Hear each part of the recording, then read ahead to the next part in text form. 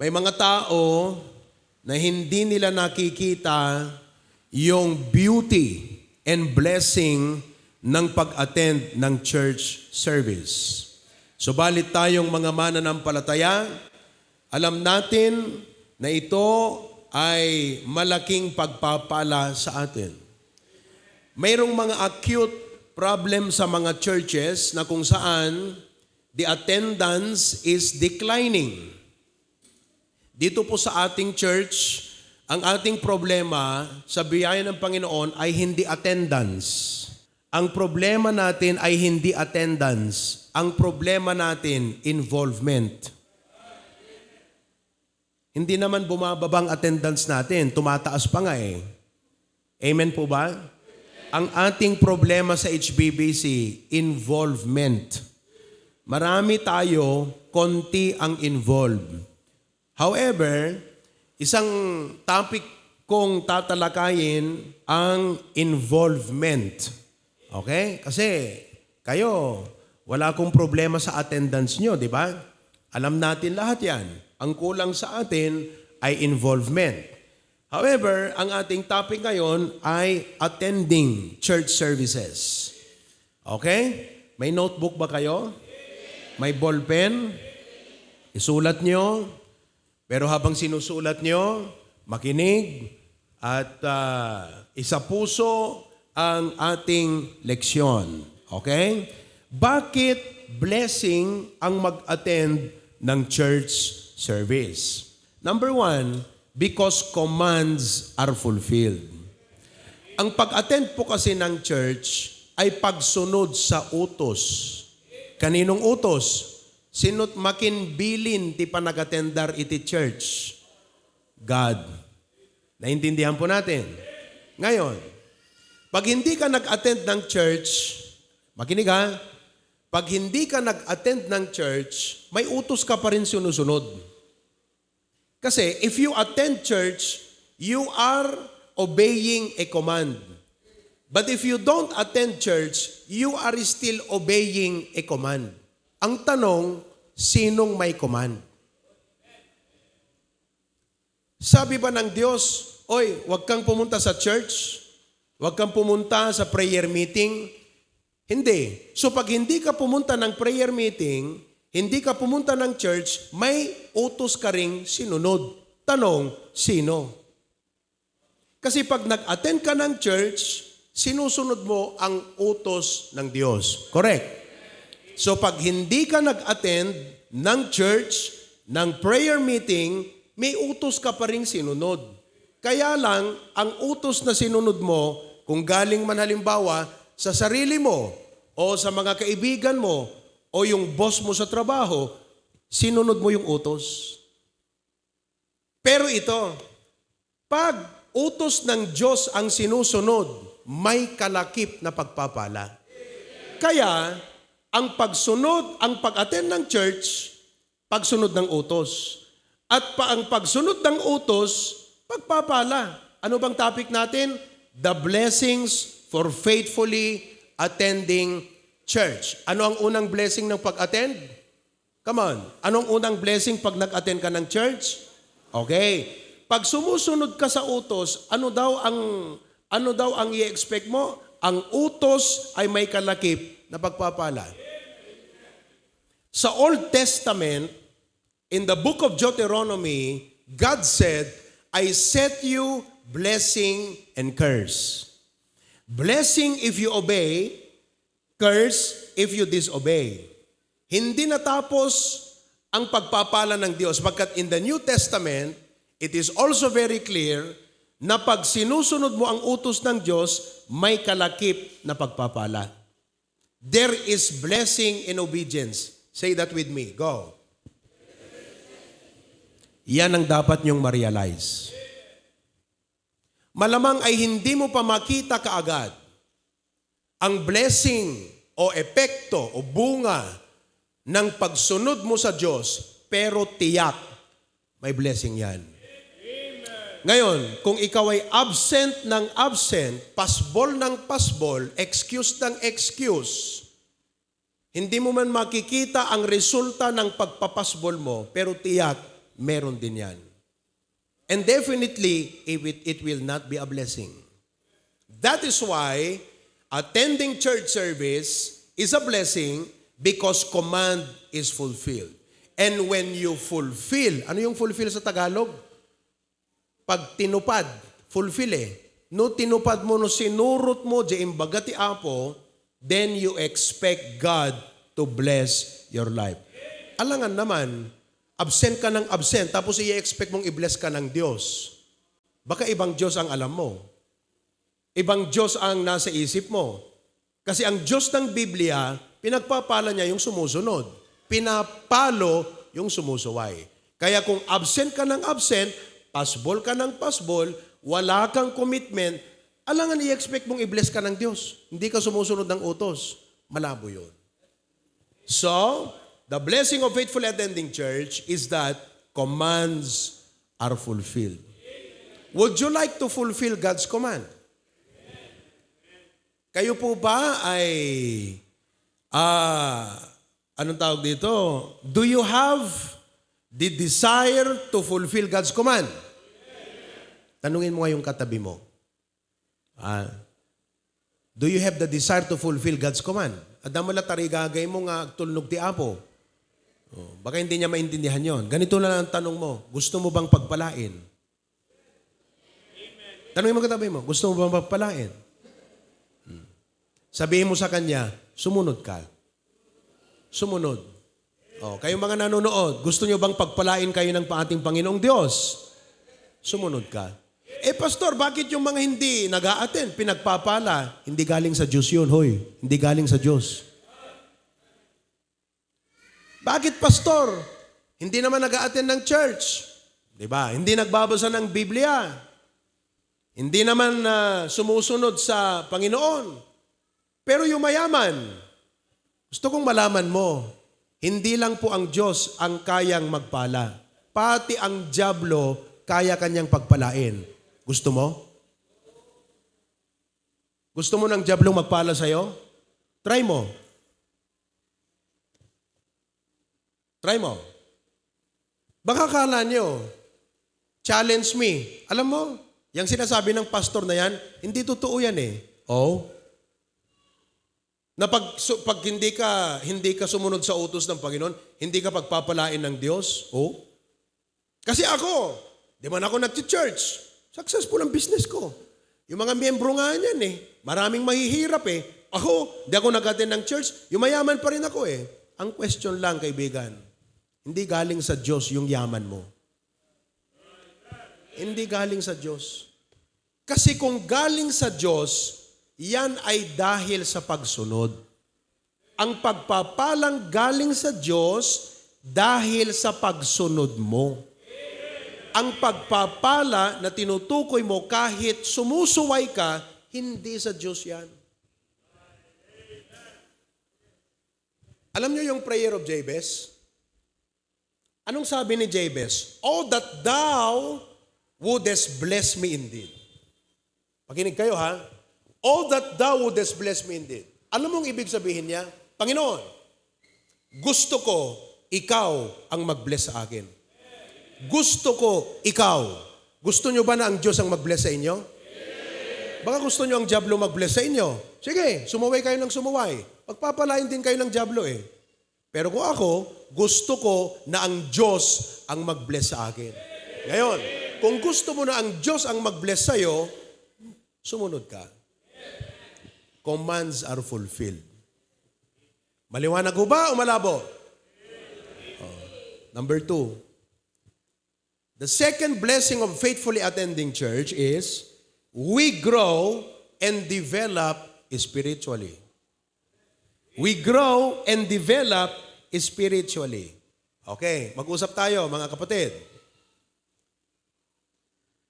Hindi ho maganda yung ikaw ay umaangat dahil nag-aaral ka. Umaangat ka, umaasenso sa edukasyon. Dumadami ang skill mo dahil sa experience mo. Pero hindi ka lumalago espiritual. Alam niyo kung bakit? Sapagkat ang pagyaman sa edukasyon ang pagyaman sa karanasan, ang pagyaman sa lahat ng bagay, maliban sa espiritual, ay hindi kailanman magiging totoong pagpapala sa iyo. Nagiging blessing lamang ang lahat ng meron ka kung lumalago ka espiritual. Naawatan niyo kakabsat. Halimbawa, hindi blessing ang cellphone sa isang bata pag hindi siya naging marunong. Tama ho ba? Huwag mong sabihin na may cellphone yung anak mo, blessing yon. Hindi yon blessing hanggat wala siyang karunungan. Sapagkat pag walang karunungan ang bata, no awan sirib ta ubing, awan nakam na kat inikam ti cellphone, jay cellphone ti mang dadael king kuana. Alam mo, listen, nakagagagat kay ngagbasa, nakagagagat kay nga makibarkada, nakagagagat kay ngagtrabaho, okay, bumaknang ka, pero nohan ka dumakdakkel ti spiritual, hindi rin magiging blessing sa iyo lahat yan. Hindi rin magiging blessing. Ikasisira mo yan. Isudan tut mangyadayuking kati Apo. Kaya nga napakahalaga na kahit mayaman ka na, mag-church ka pa rin. Kahit mataas na ang posisyon mo, mag-church ka pa rin. Bakit? Sapagkat naunawaan mo na ang pag-angat sa buhay at hindi pag-angat sa espiritual ay hindi balanse at hindi pagpapala. That's why attending church, the blessing of attending church is you will grow spiritually. Naunawaan niyo ba?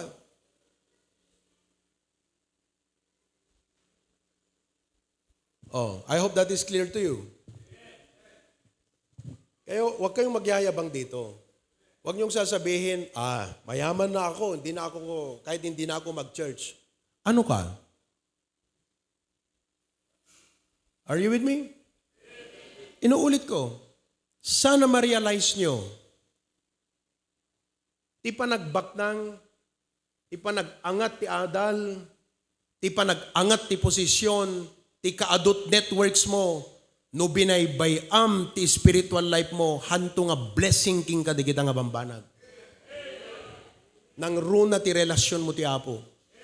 So dapat, ipangpangrunam ti panagigimong mo, ipangpangrunam ti panagaten mo ti church, ipangpangrunam iti panagserbim ti Apo, tadayta iti mangted, iti wisdom king ka, kadigiti nga inted na nga blessing. So the blessing of faithfully attending church is we grow and develop spiritually. Third, the blessing of faithfully attending church is for a good example and influence. For a good example and influence. Nakasalalay po sa ating mga magulang ang future ng ating mga anak. At depende yan sa ating influence sa kanila.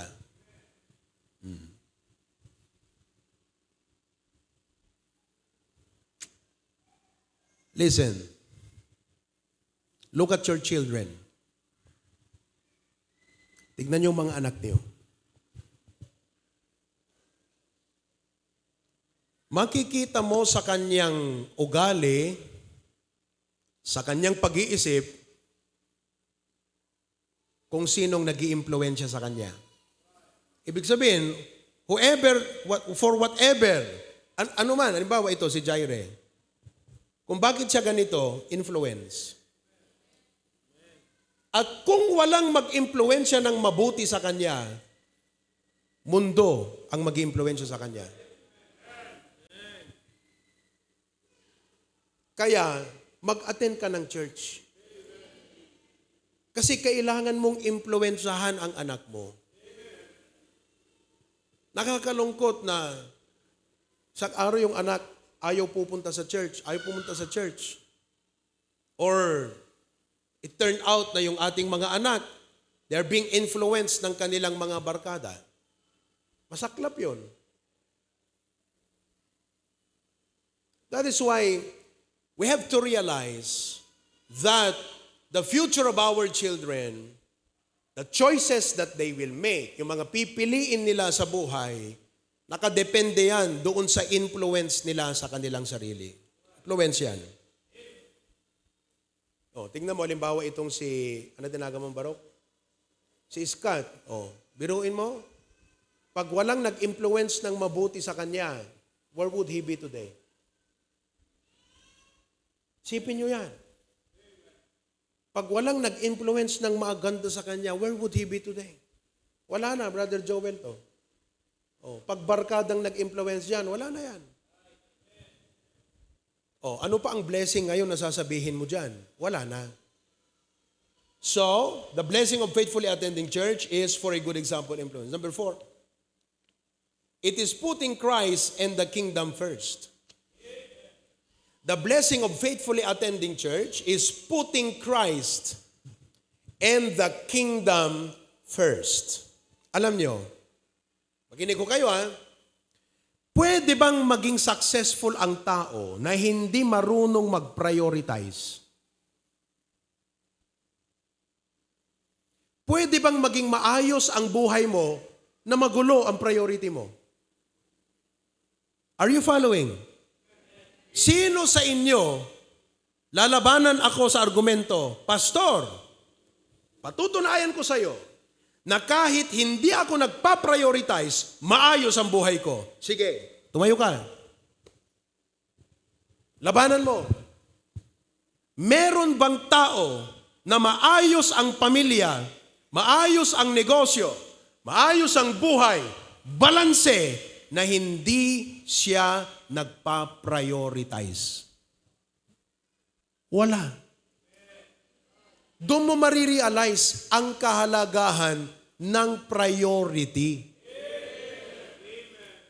Gusto nyo bang maging maayos ang buhay nyo? Gusto nyo bang maging maayos ang pamilya nyo? Gusto nyo bang maging maayos ang pagbalanse nyo sa inyong trabaho? Mag-prioritize ka. Without priority, your life is a mess. No hammo ammo nga ayusan ti prioridad mo, magulo ang buhay mo. Isipin mo, 10,000 ang sweldo mo, hindi mo alam i-prioritize ang budget, 2 days pa lang ubos na yan. Kaya naghihirap ang Pilipino. Bakit? Kulang sa priority. Walang disiplina. Are you following? Without priority, your life will be a mess. Anong ibig sabihin ng mess? Lamisaan, mesa, mess hall. Sabi mo nga sa katabi mo, without priority, your life is a mess. Kayong mga nagkakarpintero, alam yung ibig kong sabihin. Matagal ang mag-layout, pero pag hindi mo ginawa, hamo mapagbalintob ubram. Agasam ta, agilay ka latat hollow blocks nga di ka man na i-layout. Agikabil ka latat tiles, kung meron sa inyong mga tile setter, agikabil ka latat tiles nga di mo i-layout. I-layout mo muna yan.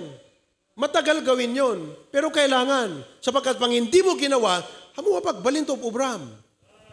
Kaya marami sa atin, hanti mapagbalbalin ti biyag tayo, uray kasanot pa nagbambanog tayo, uray kasanot kinagagat tayo, uray kasanot pa nagpurpursigi tayo, kaslaawan unay magudgudilan, amon no apay, kasi hindi mo pinaprioritize ang Panginoon.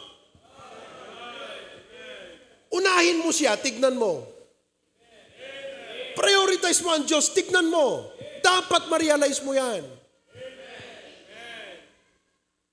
Kakabsat, uri ka sa pa nang ikarkararag, kuking ka nga pastor mo, kunakman ka da kayon, binigat, nga ikarkararag ko kakabsat, naka-schedule, iti members nga ikarkararag. Uri ka sa pa nang ikarkararag, kuking ka, no di ka matam mo nga yun una ti apo, kasano nga maurnos mo ti biyag mo?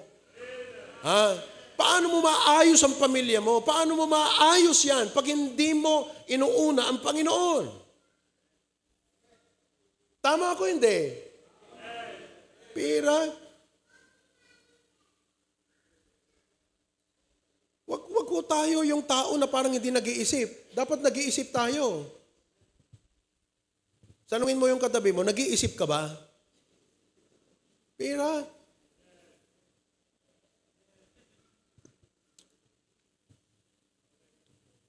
Maliwanag ko ba? Malabo? Oh. Kaya blessing ang pag-attend ng church. Kahit minsan tulog ka dyan. Kasi puyat ka. Pero just nandun ka. Pero sana naman, pag pumunta ka ng church, huwag kang pumunta para matulog. Oh. Pero alam mo, pag inuuna mo ang Panginoon, blessing yan. Ulitat ka kapsat kada kayo. Uri ka sanot, gagat mo agbambanog kada amin. Hamo maururnos na biyag mo kasi di mo amot priority. Nalawag. Dakay nga karpintero, hanakustot ako na. Resulta, mapamulat tayo patakdir tapos hindi ka man layout. I-layout mo nga muna. Unahin mo ang dapat unahin.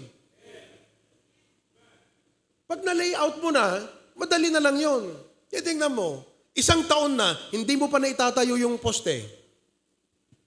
Di nyo ba alam mga kapatid, na yung ilang oras lang kayo sa church, mas marami kayong magagawa sa buhay as a blessing of the Lord. Kaysa yung ilang oras kang trabaho ng trabaho, pursige ng pursige, ipamuamin na imudumudmud si kumon, pero parang walang nangyayari. Hamo mapagbalbalin tabiyag mo, ta di mo amot unaam. Unaam ti Apo. Kurana ta Matthew 6:33, but seek ye first the kingdom of God and His righteousness, and all these things shall be added unto you. Napakasarap manalangin at sabihin, Panginoon, tulungan mo akong ayusin ang aking buhay. Pag inuuna mo siya. Hindi ba? Oh. Yeah. Kaya wag pong sasama ang loob nyo. Pagpalagi ko hong ini-emphasize ang pag-attend ng church. Ako nagpipreach. Kayo naman ang nakikinabang dyan sa mga sinasabi ng pastor nyo eh. Pag pinakinggan nyo yan, sinabuhay nyo yan, kayo makikinabang. Oh. So, it is seeking things above.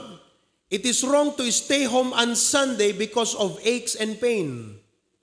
But on Monday, you go to work, grocery store, mall, kahit may sakit ka. Alam nyo, yung rason o problem, minsan,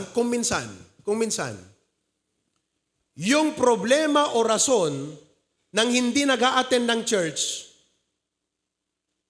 okay? Kung minsan, ganun din yung rason yung nag-a-attend.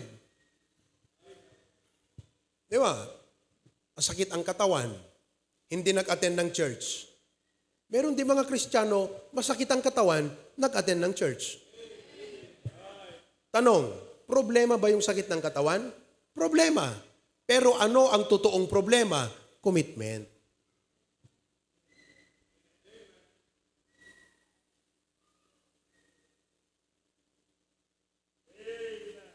Ang totoong problema, commitment. Tapos ito, magdadahilan. Ito yung mga style natin eh. May sakit ako. Pero mamaya nasa mall, oh. Nasa mall yan. Ito pa, matindi. Matindi ka pumunta ng church. Sakit bagbagik. Pero karabyan na napan nag-basketball. O, di ba? Anong klaseng mga style yan? Alam mo, lokohin mo ako hanggat gusto mo. Pero linoloko mo ang sarili mo. Lokohin mo ang pastor mo sa lahat ng mga rason mo. That is if it is not legitimate. Lokohin mo. But you're actually deceiving yourself.